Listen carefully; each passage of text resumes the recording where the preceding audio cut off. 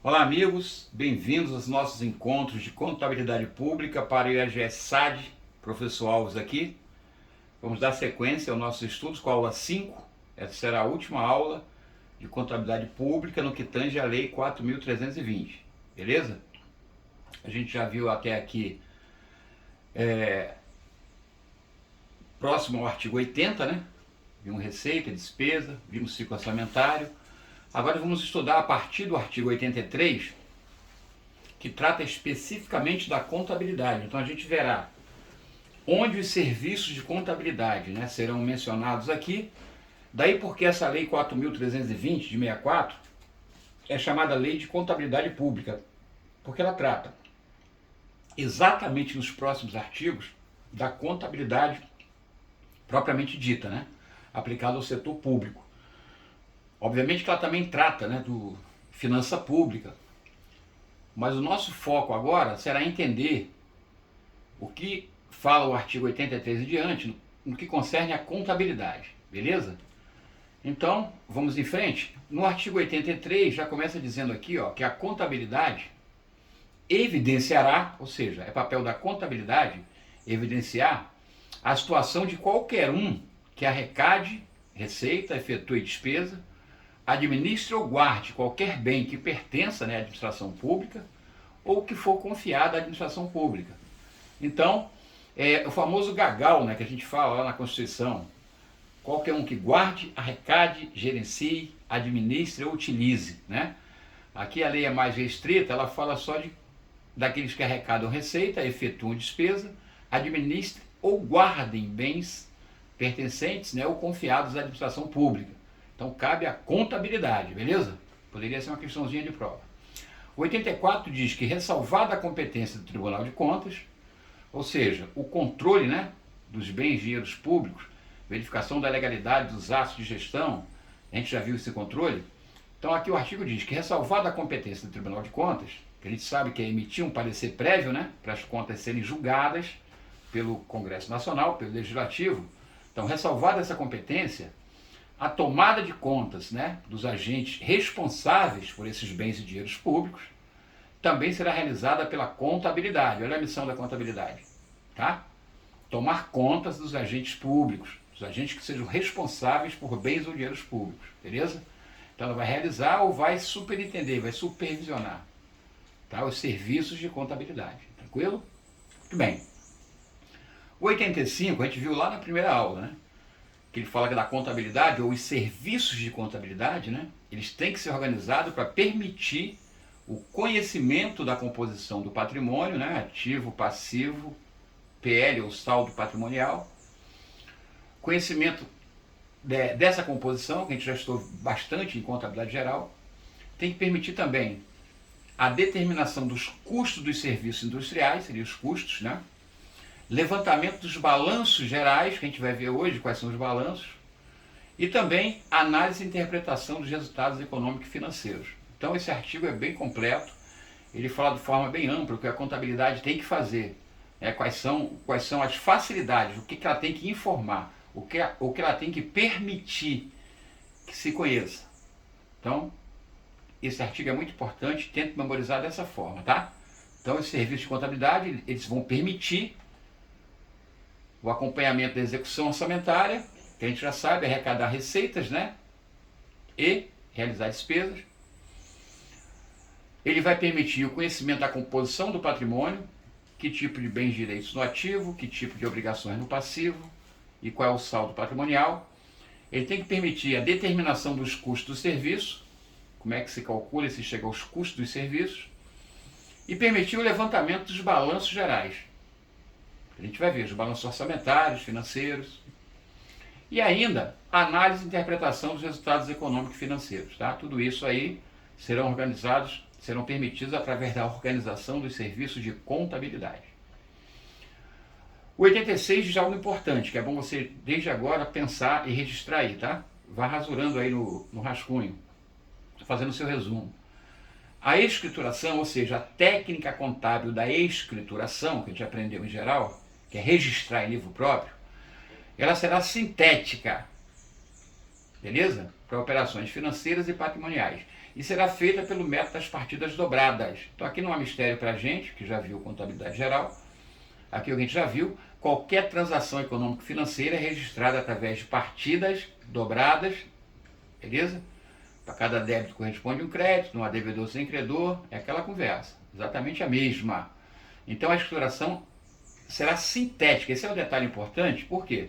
Se ele mudar o sintética para analítica aqui, está errado, tá? A gente vai ver que a escrituração, em termos de balanço da União, ou Estado e município, também é a mesma coisa, é sempre de forma sintética. Significa que vai ser resumida, né? Você não vai ter lá, por exemplo, bancos, vai ter bancos, valor tanto, não vai ter banco A, banco B, banco C discriminado.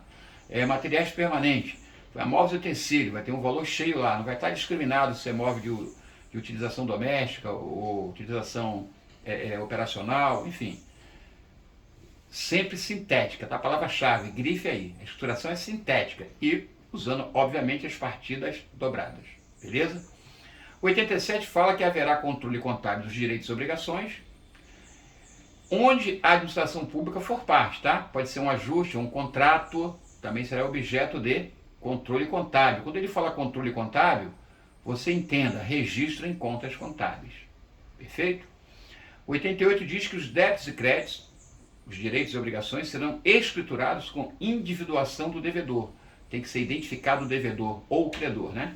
E ainda especificar a natureza da relação de débito ou crédito, né? A importância da transação econômica, a data de vencimento, quando fixada. Então, sem mistério aqui, beleza? A contabilidade evidenciará fatos ligados à administração orçamentária, aqui é novidade para alguns de nós, né? Como assim, ó, a administração orçamentária? Então, quando nós vimos ali, por exemplo, arrecadação de receita, né? Realização de despesa, a gente vê lá os estágios. Receita, ela é primeiro prevista, depois ela é lançada, arrecadada e recolhida. A despesa é fixada no planejamento, na execução, ela é empenhada, liquidada e paga. Então, administrar orçamentariamente esses estágios também afeta a contabilidade, que para isso vai ter um plano de contas, vai ter contas, vão existir contas orçamentárias, tá? Que muitas vezes pode até nem ter reflexo no nosso balanço patrimonial, mas vai ter reflexo em contas contábeis orçamentárias. Então não é objeto do nosso estudo, a gente não vai se aprofundar, mas só para você saber que como é que ela evidencia esses fatos ligados à administração orçamentária? Escriturando, débito e crédito, tá? Beleza? Tanto faz, então não é só financeira, não é só orçamentária, é financeira e patrimonial também, mas essa nós já sabemos, né? Financeira e patrimonial também. E industrial também, seria de custos. Ou seja, qualquer fato, qualquer transação econômica ligada à administração, seja orçamentária, financeira, patrimonial ou industrial, foi uma transação econômica, foi um fato administrativo, a contabilidade vai evidenciar. Perfeito? Muito bem. 90 diz assim, a contabilidade deverá evidenciar em seus registros o montante dos créditos orçamentários vigentes, né? A despesa empenhada, a despesa realizada, a conta dos mesmos créditos e as dotações disponíveis. Então isso aqui é desdobramento do que eu disse antes. Isso vai estar evidenciado nas contas orçamentárias, no plano de contas da União, né? PECASP, plano de conta aplicado ao setor público. Vai haver lá um grupo de contas com natureza orçamentária, onde vão estar controlados todos esses valores, tá? O crédito que está disponível, o que foi aprovado, o que está disponível, o que já foi realizado. Perfeito? Muito bem. O registro contábil da receita e despesa far-se-á de acordo com as especificações constantes da lei do orçamento e dos créditos adicionais. Aqui nada demais. Aqui só está dizendo que o registro contábil, referente à receita e despesa, seguirá o que está na lei do orçamento, óbvio, né? E a lei do orçamento, a gente sabe que ela pode ser alterada pela lei dos créditos adicionais que nós vimos, né? Os suplementares e os especiais. O extraordinário a gente sabe que ele é aberto por decreto, mas depois ele é aprovado pelo Congresso, então de certa forma também se enquadra. E esse registro contábil levará em conta isso, né? Qual é a especificação que está na lei. Ou seja, se o orçamento prevê lá na lei, se essa receita e despesa, se é uma corrente, se é receita e despesa de capital, qual o detalhamento dela, né? Se é com material, se é com pessoal, enfim, a forma de como ela será gastada, tem que ser discriminada até certo nível. Então a especificação dela vai estar onde? Na lei do orçamento e dos créditos adicionais. Tá? Então o registro contábil da receita e despesa vai fazer de acordo com o que estiver nessa lei do orçamento e dos créditos. Beleza? Muito bem. Esse 92 é muito importante, eu chamo a atenção agora para você fazer um exercício comigo, tá? Eu não estou conseguindo escrever aqui na tela, então eu não sei se é bom ou ruim. Talvez seja bom, né? Mas vai exigir que a gente faça um exercício mental. Vamos lá. Esses 4 itens, 1, 2, 3, 4, primeiro eu quero que você imagine que eles estejam no balanço patrimonial, visualize um balanço. À direita do balanço, acima, no lado passivo, nós temos lá na contabilidade geral o que a gente chama de passivo circulante. Confere? Muito bem. Quando a gente coloca lá fornecedor, a gente bota lá salários a pagar, não é isso? Então, aqui é a mesma ideia, tá? Essa dívida flutuante, esses 4 itens que fazem parte da dívida flutuante, você imagina que eles estejam no balanço da União, nesse local que eu disse, tá? À direita e acima, com passivo circulante. Só que a gente não vai chamar de passivo circulante, a gente vai chamar de dívida flutuante, tá? Que lá vai ter um sinônimo de passivo financeiro. Anote aí, dívida flutuante igual passivo financeiro. À direita do balanço lá em cima. Visualizou? Muito bem. Então, essa dívida flutuante, à direita e acima, ela é dívida, obrigação da União, que tem que pagar em até 12 meses, né? Aí está a similaridade com o passivo circulante. Então, essa dívida flutuante, que é o passivo financeiro, lá do balanço patrimonial, tem que ser paga em até 12 meses. Beleza? Muito bem. E a característica dessa dívida flutuante, lá do passivo financeiro, além dessa de ser curto prazo, ter que ser paga em até 12 meses, é que elas não necessitam de autorização orçamentária. Então você pode fazer esses pagamentos aqui independente, tá? Independente de autorização orçamentária. Isso aqui é importante, tá? Beleza? Porque isso aqui é uma classificação segundo a Lei 4.320. Vamos olhar nessa ótica. Agora, o que compõe a dívida flutuante, passivo financeiro? Aí vamos a cada item. Restos a pagar, a gente já conhece. É aquela despesa que foi empenhada e não foi paga, né? E vai ser segregada em processada e não processada. São os restos a pagar. Vamos ficar lá. Aí ele fala aqui que tem que excluir o serviço da dívida. Bom, o que é o serviço da dívida? Seria parte da dívida que eu estou amortizando, né? Eu estou pagando uma parcela, é a amortização da dívida, e os juros da dívida, são chamados serviço da dívida. Então, aqui a lei manda aqui que a gente separe o resto a pagar, é a despesa empenhada que eu não paguei, ponho lá, excluo esse serviço da dívida, que eu já registrei lá, ó. Eu registrei, por exemplo, a amortização, eu tirei do passivo não circulante, que a gente vai ver, né? Ou seja, do longo prazo, e joguei aqui para o curto prazo, que eu vou pagar em 12 meses. E os juros, eu diminui o PL e lancei aqui também, no passivo, para pagar. Só que ele manda excluir do resto a pagar e botar como serviço da dívida a pagar, em separado, tá? Os dois têm a mesma ideia. Qual a ideia? Ele diminui o lado passivo e aumenta de novo aqui na parte da dívida flutuante, tá? Mas por que ele manda segregar? A gente vai ver mais à frente que esse serviço da dívida tem que ficar de forma individualizada, né? Ele tem que ficar de forma segregada, justamente para se saber quanto é que eu estou amortizando da dívida e quanto é que eu estou pagando de juros. Então o resto a pagar aqui vai ser somente a despesa empenhada e não paga, mas não levando em conta os serviços da dívida, tem separado, tá? É um controle mais rigoroso, beleza? Aqui são os depósitos que a gente viu lá, né? Depósito de calção, por exemplo. O fornecedor assinou um contrato com a administração e tinha no contrato lá a exigência de um depósito de calção, como garantia. Ele fez o depósito, quando ele fez esse depósito aqui, ó, entrou lá no nosso caixa e entrou aqui no passivo financeiro, né? Um fato permutativo. Por quê? Entrou o dinheiro, uma receita extra-orçamentária e ficou obrigação, tá? Ficou lá como obrigações a pagar. Depósito de terceiros, tá? O depósito de calção, o nome não importa, são depósitos. Aqui poderia entrar também até consignação também a pagar, beleza? E aqui débito e tesouraria, a gente vai imaginar aquela operação de crédito de curtíssimo prazo, que a gente viu, chamada ARO, antecipação de receita orçamentária. Seria aquela operação de curto prazo feito para cobrir momentânea insuficiência de caixa, tá? Fique ligado, esse débito e tesouraria é sempre curto prazo, é sempre aqui no passivo financeiro, dívida flutuante. É uma operação de crédito? É, mas é curto prazo, ou seja, tem que ser pago em até 12 meses, beleza? Essa operação de crédito, a gente viu lá no início da lei, que ela pode ser contraída em qualquer mês do ano. E eu refinei lá naquela aula que a LRF melhorou um pouquinho e disse que só pode ser contraída a partir de 10 de janeiro, tendo que ser paga até 10 de dezembro.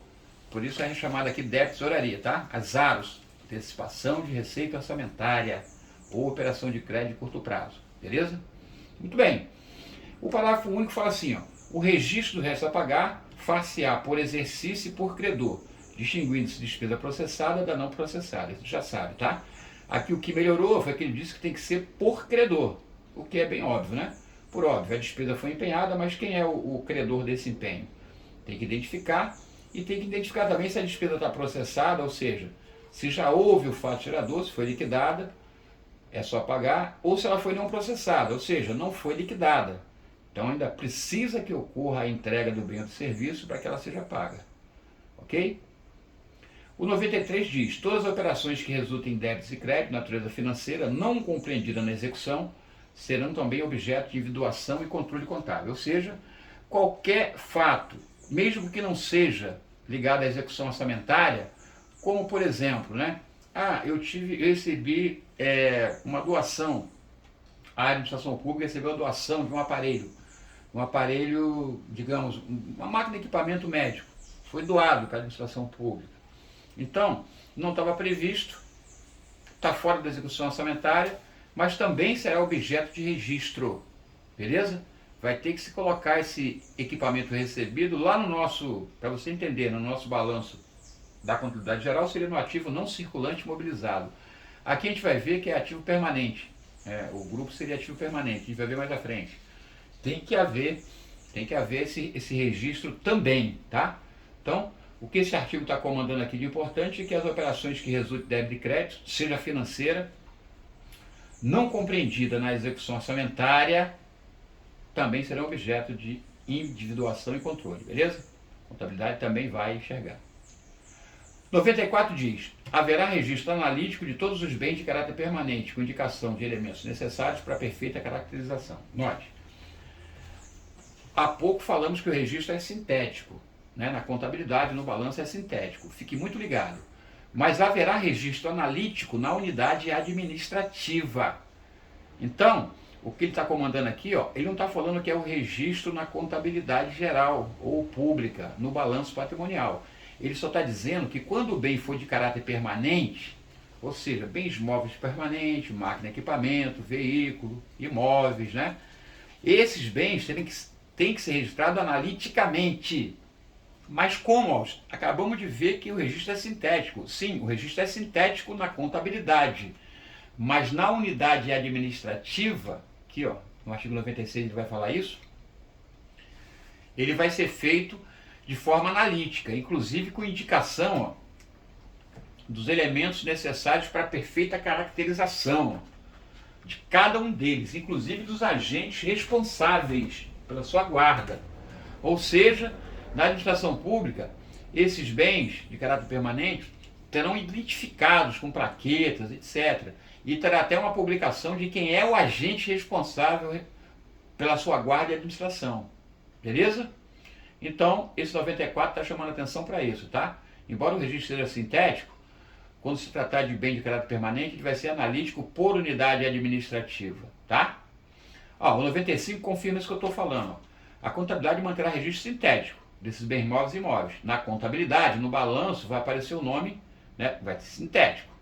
Maravilha. Mas, na unidade administrativa, vai haver inventário analítico. Então, o levantamento geral dos bens móveis e imóveis terá por base o inventário analítico de cada unidade administrativa, que terá o controle analítico, e vai confrontar com os elementos da escrituração sintética da contabilidade. Então, observe, uma organização, né, um órgão, tem X de imóveis e utensílio, um órgão B tem Y, um órgão C tem Z. Então, da união tem que somar os três, vai ter lá o total de imóveis e utensílios. Mas, em cada unidade administrativa, em cada órgão, vai ter o controle analítico de cada um desses imóveis e utensílios. É isso que o artigo está dizendo, beleza? Então, resumindo aqui, é sintético o registro de imóveis e imóveis, mas haverá controle analítico em cada unidade administrativa. Perfeito? O 97 comanda assim, para fins orçamentários e determinação dos devedores, far-se-á o registro contábil das receitas patrimoniais, fiscalizando sua efetivação. Bom, aqui é um comando tranquilo, a gente já sabe que receita patrimonial é uma receita corrente, né? está dentro lá do tributar com o país, lembra? São as receitas tributárias, são as receitas de contribuições, outras, patrimonial, industrial, de serviço. Essas patrimoniais são aquelas que a gente utiliza o patrimônio público para gerar renda. Daí porque a necessidade de determinar os devedores, tá? Tem que registrar a receita de cada um dos devedores para fiscalizar a efetivação. Aqui seria o caso, por exemplo, do arrendamento, né?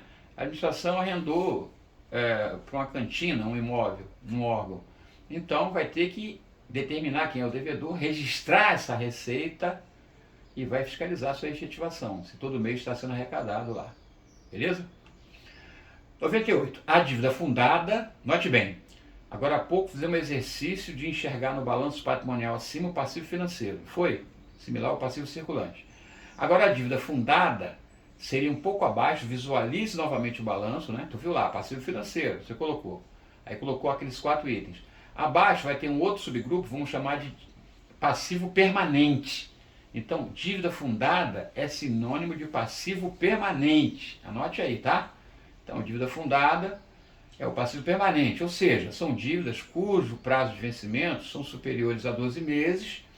E outra coisa importante, necessitam de autorização legislativa. Tem que ter previsão em lei para ser contraída e para ser paga, tá?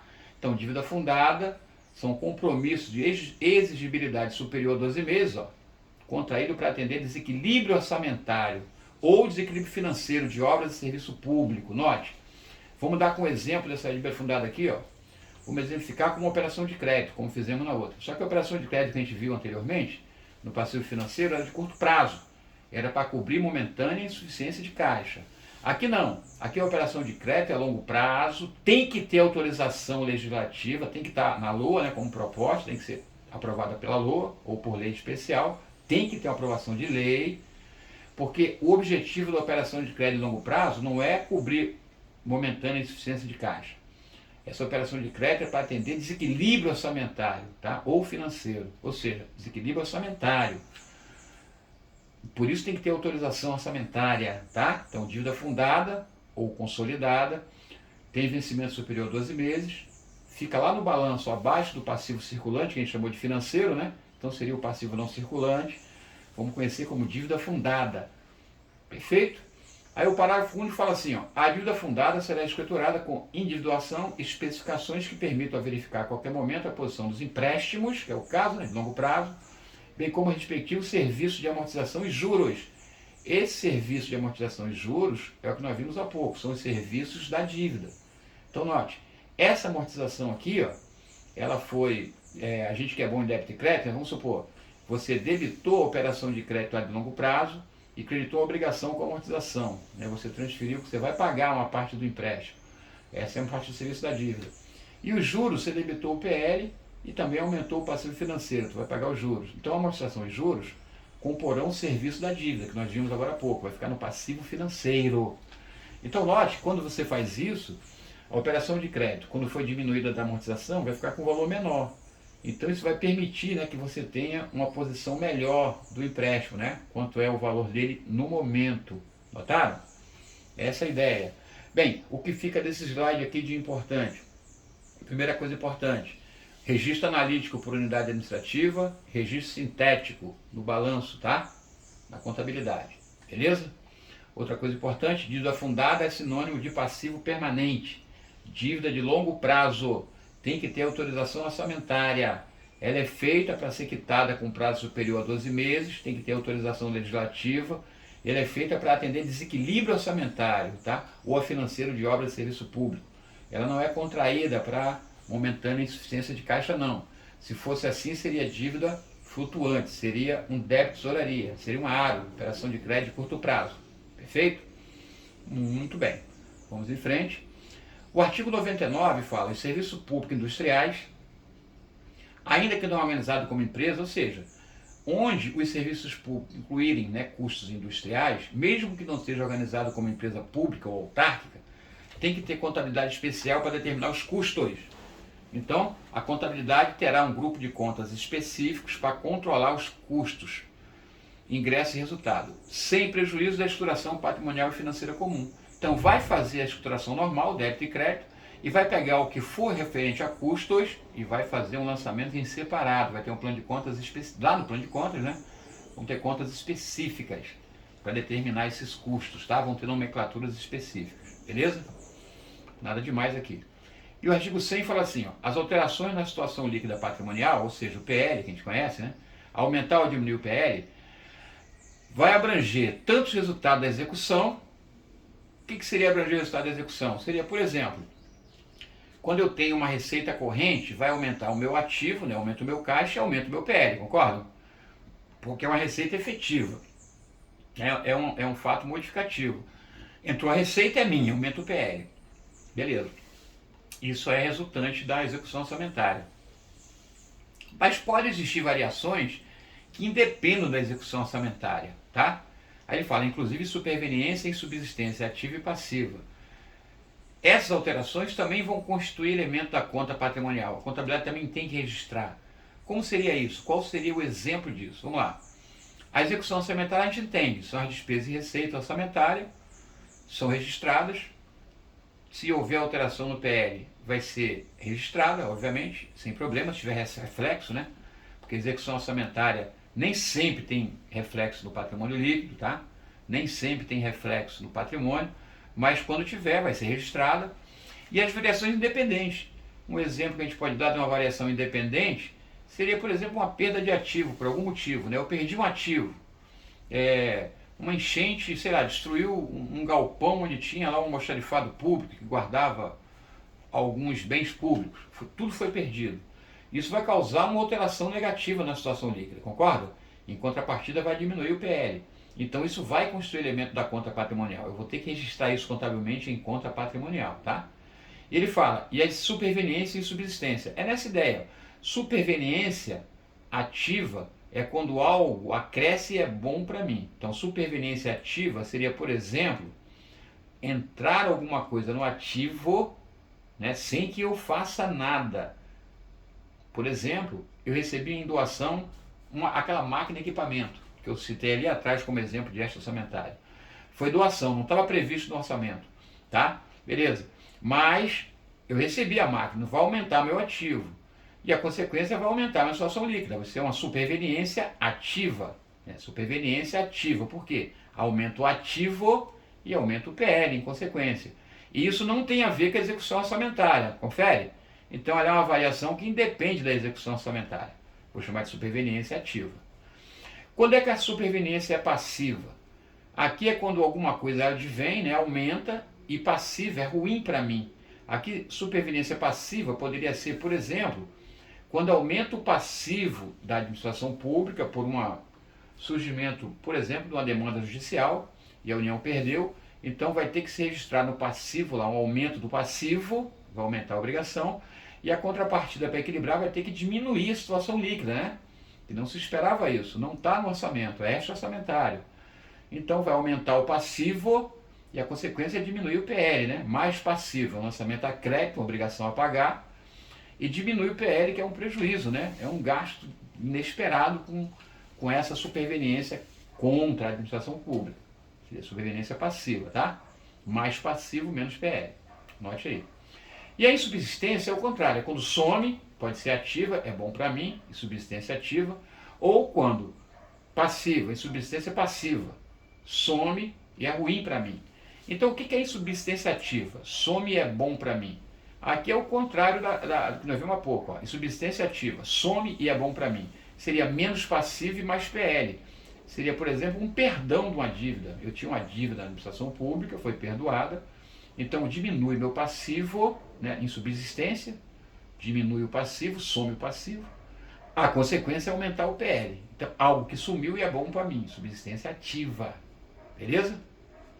Insubsistência passiva, algo que some e é ruim para mim. Aí é o caso da perda, né? Por enchente, por exemplo, né? Isso, sumiu um ativo meu. Sumiu um ativo meu e vai ser ruim para mim. Por exemplo, é menos ativo e menos PL. Por exemplo, a perda de um estoque, por exemplo, por um enchente, menos passivo, menos ativo, menos PL. algo que some é ruim para mim. Essa é a ideia de subsistência e superveniência, tá? Se ligue no adjetivo. Superveniência ativa, algo que acresce ao patrimônio e é bom para mim. Nasceu uma vaquinha numa empresa pública lá, agropecuária, então aumenta o ativo e aumenta o PL. Superveniência passiva, surge algo e é ruim para mim. Seria surgimento de uma dívida inesperada, tá? Mais passivo, menos PL. Insubsistência ativa, some é bom para mim. Quando some uma dívida do passivo, né? Menos passivo, mais PL. Insubsistência passiva, quando some é ruim para mim. Quando eu perco um ativo por qualquer motivo, tá? Beleza? Isso tudo é variação independente da execução orçamentária. E o que o artigo 100 diz é que vai constituir elemento da conta patrimonial. Vai ter que registrar-se em conta patrimonial. Beleza? Esse é o artigo 100. Muito bem. Vamos em frente. Agora vamos chegar finalmente nos balanços, tá? Os balanços públicos, né? A parte que a gente fala que lá no artigo 85 a gente viu que a contabilidade tem que organizar os balanços gerais, né? Os balanços gerais. Quais são eles? Então vamos primeiro memorizar que são orçamentário, financeiro, patrimonial e demonstrações das variações patrimoniais. Então, por eu não estar escrevendo, mais um exercício mental aqui que eu vou exigir dos senhores. Pense em balanço, qualquer deles, tá? Inclusive a DVP, pense como balanço também. Qual a ideia que a gente tem de balanço, né? Até aqui, na nossa aula de contabilidade? A ideia de balanço é um lado esquerdo ativo, né? E o lado direito passivo. E a diferença entre os dois, do lado direito abaixo do passivo. Então você vai ter, de um lado ativo, à direita o passivo obrigação e embaixo o PL, que é uma diferença, concordam? Então ativo, passivo e aqui embaixo a diferença, que é o PL. Somando os dois lados vai dar igual, óbvio, né? Porque se eu tenho 10 no ativo, tenho 2 no passivo, 10 menos 2, 8. Se eu boto o 8 do lado do 2 e eu somar os dois lados, vai dar 10 dos dois lados. Essa é a ideia de balanço, a ideia matemática que a gente tem na nossa cabeça. Eu preciso que você tenha esse exercício mental para imaginar que esses balanços são na mesma ideia. Todos eles têm a mesma ideia, tá? Todos eles. A diferença é que uns mostram fluxo, entrada e saída de valores, e o outro mostra situação estática, como a gente vai ver, tá? Primeiro, balanço orçamentário, artigo 102. Para a nossa prova, o objetivo é bem específico, né? É bem raso. Não vamos entrar em grandes detalhes, vamos nos ater ao que está na lei. Eu só vou tentar dar uma imagem mental para vocês, já que eu não estou conseguindo desenhar aqui. O balanço orçamentário demonstra receita e despesa prevista em confronto com a realizada. Então note, imagine o balanço, à esquerda onde é ativo, tu vai dizer agora que é receita, ingressando, tá? Vai somar todas elas. Aqui embaixo vai ter um total das receitas que entraram, concorda? E do lado direito, onde era passivo, no nosso balanço patrimonial, vamos imaginar que seja despesa. Então vai ter as despesas, são as saídas, e você vai imaginar todas elas. E se você pegar as receitas e tirar a despesa, a diferença tu põe embaixo da despesa. Isso vai ser o excesso da receita em relação à despesa, não é isso? Como no balanço, o PL é o excesso, o PL positivo é o excesso do ativo em relação ao passivo. Confere? Mesma ideia aqui, tá? Então, receita de um lado, despesa do outro. A diferença do ladinho da despesa, se a receita for maior, né? Se for o contrário, aí vai ser a receita mais a diferença e a despesa à direita. Então, mesma ideia, tá? Vamos imaginar a forma positiva, superávit. Então, tem a esquerda aqui, ó, os ingressos, as receitas. À direita, as despesas. E abaixo da despesa, a diferença positiva, que eu vou chamar de superávit, tá? Então, o balanço orçamentário vai demonstrar a receita aqui e despesa prevista em confronto com a realizada, e o resultado será o superávit orçamentário financeiro, tá? Aqui eu chamo a atenção que essas receitas aqui são por categoria econômica. Então, quando entra a receita aqui, tem corrente e capital. E a despesa aqui à direita é corrente e capital. Se olharmos só os correntes, receita corrente versus despesa corrente, a gente vai ter, no caso da receita ser maior, um superávit corrente. Aí eu chamo a atenção que superávit corrente, a gente já viu lá na aula 1, ele é considerado uma receita de capital, item não orçamentário, tá? Qual a lógica? Ora, se ele é resultado da receita corrente maior que a despesa corrente, eu estou encerrando o exercício, essa diferença eu possivelmente vou investir, concordo? Seria uma receita que ultrapassou o valor do consumo, sobrou é para investir. Por isso que ele fala que é uma receita de capital. Mas é um item não orçamentário, porque ele é um resultado, né, da execução. Beleza?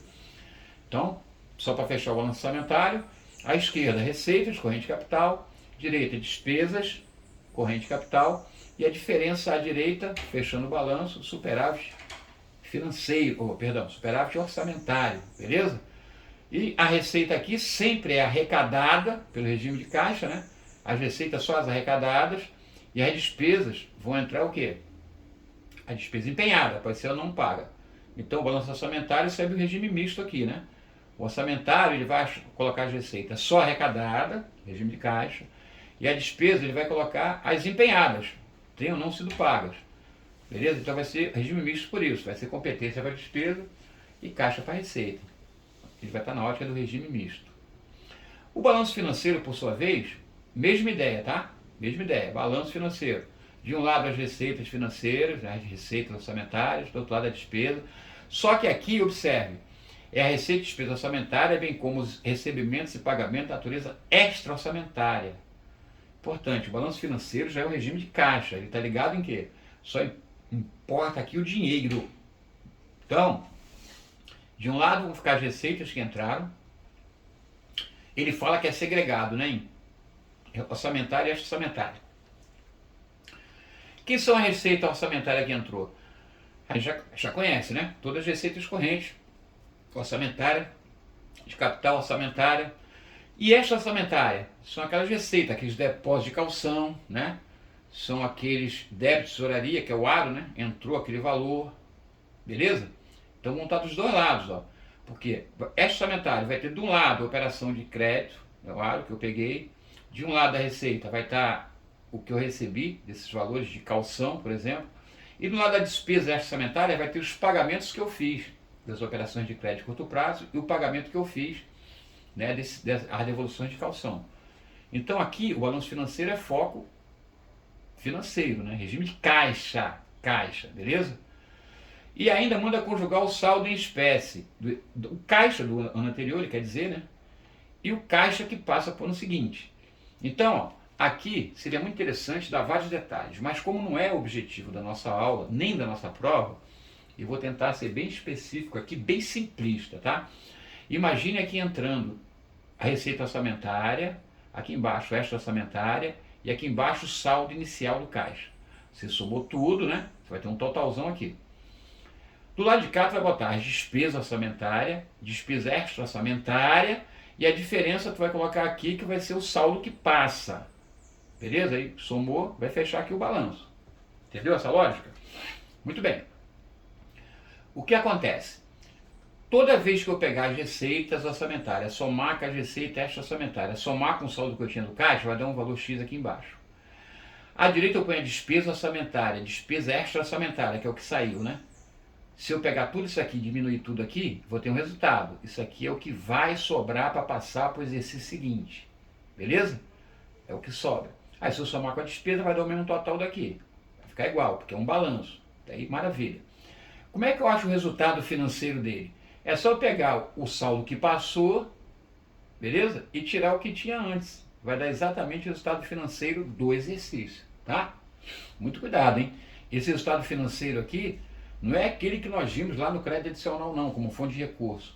Aquele superávit financeiro é apurado no balanço patrimonial, não é esse aqui não, tá? Que esse aqui é fluxo. Assim como o orçamento também é fluxo, tá? Fluxo é receita entrando, despesa saindo. Aqui também, ó, receita entrando, aspecto financeiro, despesa saindo, é fluxo. Então, é muito fácil achar o resultado. É só pegar o saldo que vai passar para o exercício seguinte, tirar o saldo que tinha anteriormente e é o resultado financeiro. Tá? Agora esse parágrafo único aqui vai dar um trabalhinho para a gente entender, sem o artifício de desenhar, mas vamos tentar. O resto a pagar do exercício serão computados na receita extra-orçamentária, para compensar a sua inclusão na despesa orçamentária. Vamos fazer um exercício aqui agora mais complexo. Resta a pagar receita, como assim? Não, resta a pagar não é receita, a gente viu que resta a pagar é obrigação, né? Obrigação que botou lá no passivo financeiro, lembra? Botamos lá no passivo financeiro do balanço. Em contrapartida, nós diminuímos o PL. Está lá o resto a pagar. Ele é uma obrigação. Beleza? Não entrou nada no nosso caixa relativo a ele. Tá, mas por que a lei está mandando colocar do lado da receita orçamentária? Pelo seguinte, ó. Porque quando nós subtraímos a despesa orçamentária, né? Lembra? Aqui é a receita, aqui é a despesa. Quando eu tirei as despesas orçamentárias, a despesa orçamentária, ela não segue o regime de caixa. Então tinha despesa orçamentária lá que comportavam algum valor de resto a pagar.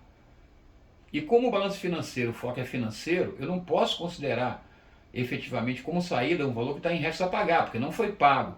Mas na continha que eu mostrei, esse valor foi subtraído. indevidamente, não deveria, né? Porque a despesa orçamentária tem valores inscritos em restos a pagar e não saiu efetivamente dinheiro. Então, para compensar que esse dinheiro não saiu, é que a gente coloca o mesmo valor dele lançado, a gente coloca do lado esquerdo, como receita extra orçamentária, tá? Então, ele é computado na receita só para compensar a inclusão da despesa orçamentária. Entenderam a ideia? Para matar o efeito dele. Quando você reescreve ele à esquerda como receita extra orçamentária, aí você anula o efeito dele lá. Aí não fere o resultado do balanço financeiro. Essa é a ideia, tá bom? Isso merece uma explicação muito mais detalhada, mas com um concurso mais complexo. Para a gente aqui, como é só a letra da lei, é só você ficar ligado o seguinte: o RP não é receita extra orçamentária, mas ela é inclusa como receita extra orçamentária no balanço financeiro, só para quê? Só para compensar a inclusão dela na despesa orçamentária, que ela foi subtraída na despesa orçamentária e não deveria, já que ela não foi, financeiramente ela não foi realizada, não saiu o valor referente àquele RP. Por isso que o valor que está lá para sair, né, que a gente lançou como despesa orçamentária, como resto a pagar, essa parte a gente reescreve como receita só para compensar a sua não saída. Beleza? E por fim a DVP aqui, ó, fim desse slide, ela vai mostrar alterações verificadas no patrimônio resultante ou independente da execução. Então eu acho que é a mesma coisa do balanço. A diferença é que o balanço financeiro é somente caixa, só receita arrecadada. Beleza? Só a receita arrecadada, que entrou dinheiro, e a despesa que realmente foi paga. Ah, mas o RP que não foi pago, eu compensei e botei lá como resta a pagar lá da receita, para anular o efeito dele. Então o foco aqui é financeiro. A DVP é a mesma ideia de fluxo, tá? Aqui tu coloca os ingressos, as variações patrimoniais, que aumentam o patrimônio líquido, e à esquerda o que diminui. A diferença é que tu vai colocar alterações verificadas, tanto resultante quanto independente da execução orçamentária. Beleza? Então, ó, aqui vai ser somente que for resultante ou independente da execução orçamentária, mas que fez variar o patrimônio líquido. Tá? Olha só a diferença. Ó. Aqui no balanço financeiro nós colocamos as receitas extra-orçamentárias, porque era dinheiro, né? Entrando e despesa orçamentária. Era dinheiro saindo. Beleza. Então o nosso balanço financeiro não está preocupado se é orçamentário ou orçamentário. Está preocupado que é dinheiro. Beleza? Essa é a ideia. A DVP não. É além desses dinheiros, a parte patrimonial que não é dinheiro. E além disso, ela não vai levar em conta, por exemplo, aqui, ó,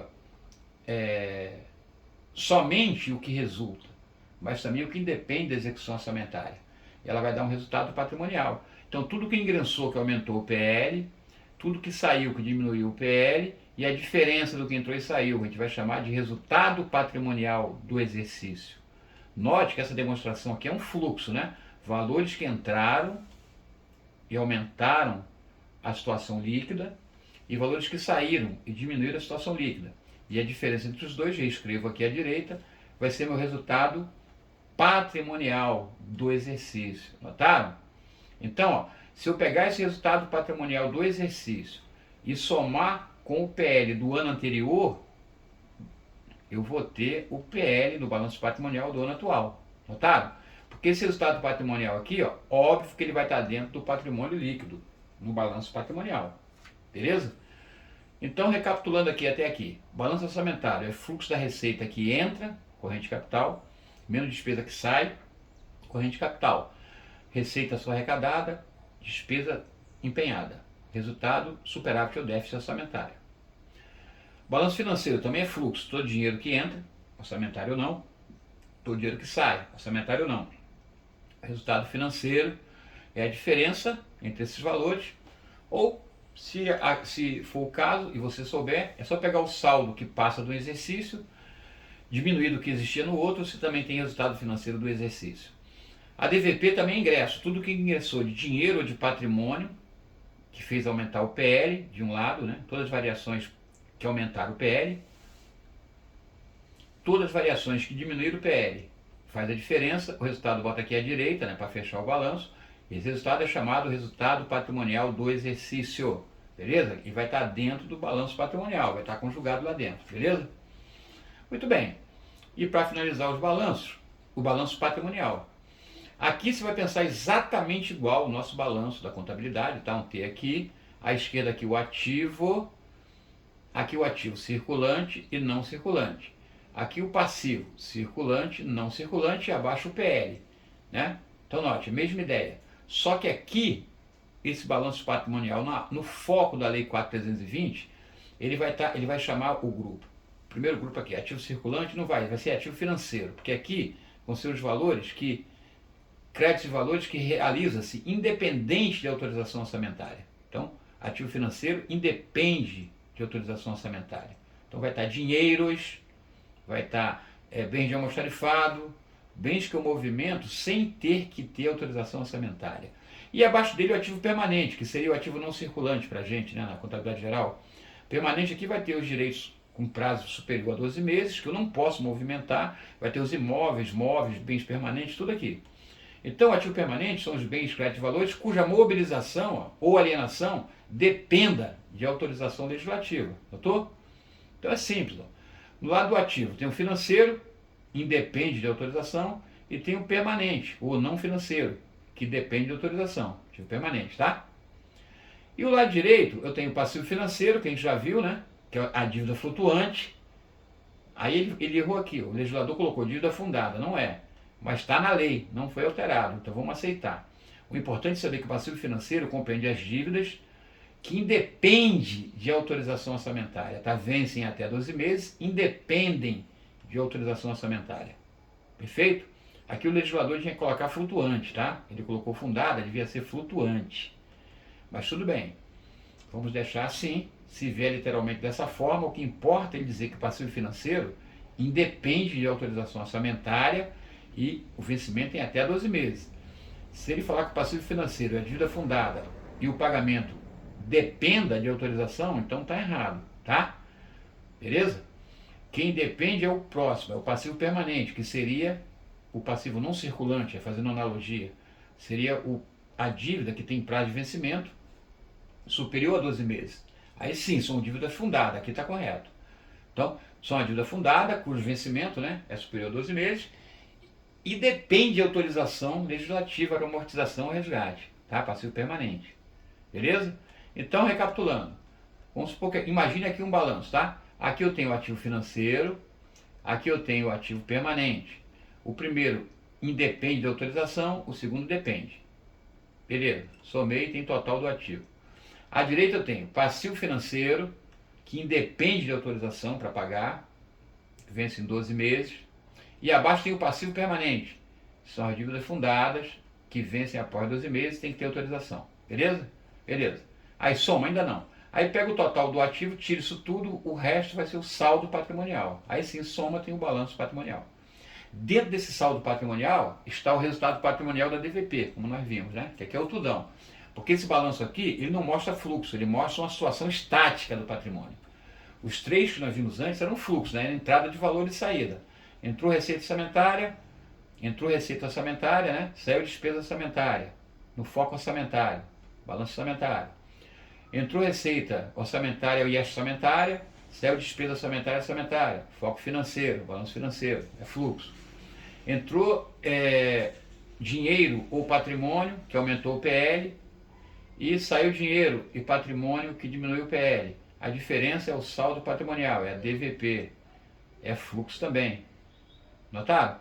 O balanço aqui patrimonial não é fluxo, ele mostra situação estática. Ele mostra tudo isso consolidado, ele mostra a composição de todo o patrimônio. É aqui que a gente pega o ativo financeiro e diminui o passivo financeiro, ou seja, a gente pega o bens de dinheiro que não tem autorização do Congresso, não preciso ter autorização para usar, pega o passivo financeiro que eu não dependo de autorização para pagar, tiro um do outro, ativo financeiro menos passivo financeiro, aqui sim eu tenho superávit financeiro, que eu posso indicar como recurso, né, para solicitar um crédito adicional suplementar ou especial. Beleza? É daqui. E finalmente ele fala aqui no quinto, ó, as contas de compensação serão registrados bens, valores, obrigações e situações não compreendidas no parágrafo anterior, que imediata ou indiretamente possam vir a afetar o patrimônio. Então, aqui as contas de compensação é aquelas que a gente já viu na geral, são os atos relevantes, tá? Eles não afetam o patrimônio, mas podem vir a afetar no futuro. Aqui na contabilidade pública eles são obrigatoriamente registrados em contas de compensação, tá? Tem a conta específica para isso, chamada contas de controle, né? Tem no plano de contas, beleza? Tem um quadro específico para demonstrar isso aqui, beleza? Muito bem, fechamos aqui o balanço patrimonial. Vamos finalmente agora falar de como se avalia, tá? Os elementos do patrimônio. Aqui é bem tranquilo. Débito e crédito, ou seja, direito e obrigação, título de renda, tudo isso é valor nominal. Qualquer valor de direito e obrigação é valor nominal, valor de entrada, tá? Aí tem um detalhe aqui que é converter quando em moeda estrangeira. Tranquilo, na data do balanço. Quando for bem imóvel e imóvel, é pelo valor de aquisição ou custo de produção. Ou de construção, tá? Fácil. Quando for bem de almoxarifado, é pelo preço médio ponderado das compras. O que é preço médio ponderado, Alves? Bem de almoxarifado, eu compro um item de almoxarifado por R$10. Aí compro outro item de almoxarifado por R$20, mas compro dois. Depois eu compro o mesmo item, mas custou 30. Eu tenho que fazer a média ponderada dos valores de entrada para aí sim achar o valor que vai ficar registrado lá no estoque, tá? Então, bem de almoxarifado, preço médio ponderado das compras. Não esqueça. Se for outro débito e crédito qualquer, título de crédito, etc., os que ficam lá no ativo financeiro, ou não, mas que são títulos de renda, por exemplo, bom, todos eles são pelo valor nominal. Ah, se for bem imóvel e imóvel, isso é fácil. É aquisição, custo de produção ou construção. Beleza? Agora o parágrafo aqui diz assim, o parágrafo primeiro. Os valores em espécie, assim como débito e crédito, quando em moeda, deverão figurar ao lado correspondente em moeda nacional. Quando em moeda estrangeira, né? Isso é óbvio, fácil isso aqui. As variações resultantes da conversão débito e crédito em valores em espécie serão levadas à conta. Tranquilo também. Pode ser feita a reavaliação de bens móveis e imóveis, ou seja, pode-se reavaliar os bens móveis e imóveis a cada 4 anos, né? A legislação diz isso. Isso é uma possibilidade. E em havendo reavaliação, obviamente vai haver o quê? Um aumento do ativo e um aumento da situação líquida. Beleza? É o comando do artigo 106 aqui. E já acabou. Paramos aqui, ó, que é a parte que trata dos balanços. A gente viu aí que o fato de não poder escrever, né, não poder desenhar aqui, eu perdi essa ferramenta, dificultou um pouquinho. Espero que o exercício mental tenha ajudado os senhores a visualizar.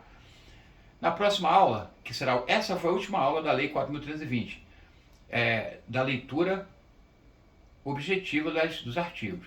Mas eu vou fazer ainda mais uma aula, dando uma geral em todos os assuntos e fazendo mais exercícios desses assuntos, até para fixar algumas alterações dessa lei, né, que eu não enfatizei tanto quanto eu gostaria de ter enfatizado nas aulas. Vou enfatizar nessa última aula então, beleza? Vou chamar de aula 6, final. Tranquilo? Vamos fazer um exercício aqui só para... Bom, artigo 85, famoso, né? Famoso, 85. Primeira aula e vimos hoje. O que ele trata de quê? Ele trata de dizer que o serviço de contabilidade, ele tem que permitir acompanhamento da execução, já vimos, né? Conhecimento da composição, determinar os custos, levantar os balanços, beleza? Desde dado a resposta. Bem tranquilo. O 2. De acordo com a Lei 420, os demonstrativos contábeis exigidos são, é Memorex, né? Só decoreba, que é tranquilo. São os balanços, né? Orçamentário, financeiro e patrimonial, e a DVP, demonstração das variações patrimoniais. Lembrando, balanço orçamentário, financeiro e DVP mostram fluxos de valores entrando e saindo. O balanço patrimonial mostra a situação estática, né? De equilíbrio entre bens, direitos, obrigações e por diferença embaixo do PL. O orçamentário é fluxo de receita orçamentária, despesa orçamentária, e a diferença é superávit ou déficit orçamentário. O balanço financeiro é a mesma coisa, só que inclui também as receitas extra-orçamentária, despesa extra-orçamentária. A diferença à direita é o resultado financeiro, foco financeiro, tá? Então, foco orçamentário, foco financeiro, os dois fluxos. E a DVP também é ingresso de dinheiro e patrimônio, que aumenta o PL, e saída de dinheiro e patrimônio, que diminui o PL. Vai mostrar o resultado patrimonial do exercício, também é fluxo. Só o balanço que não é fluxo, a situação estática, tá? Beleza? 3. De acordo com a Lei 420, lei assertiva, a contabilidade administrará fatos legados somente à administração municipal. Bom, essa questão nem vou comentar, né? Administrar legado somente não. Qualquer administração, né? Pública, municipal, federal, estadual, distrital, beleza. Está errado isso aqui então. 2. A estruturação sintética das operações financeiras e patrimoniais efetuar-se-á pelo método partida dobrada. Óbvio, correto. 3. Haverá controle contábil de direito a obrigações, oriundo de ajuste ao contrato que a administração for parte, com certeza. 4. A contabilidade evidenciará perante a Fazenda a situação de todos quanto arrecada, efetua e perfeito, correto. 5. Ressalvada a competência do Tribunal de Contas, a tomada de conta dos agentes por bem de dinheiro público será realizada ou superintendida pelo Serviço de Contabilidade. Perfeito também, tá? Então tudo está certo, com exceção da número 1. Então 2, 3, 4, 5, letra A, nosso gabarito. Beleza? Muito bem, nosso cafezinho. Pessoal, forte abraço, prazer em tê-los aqui. Até a próxima aula, se Deus quiser.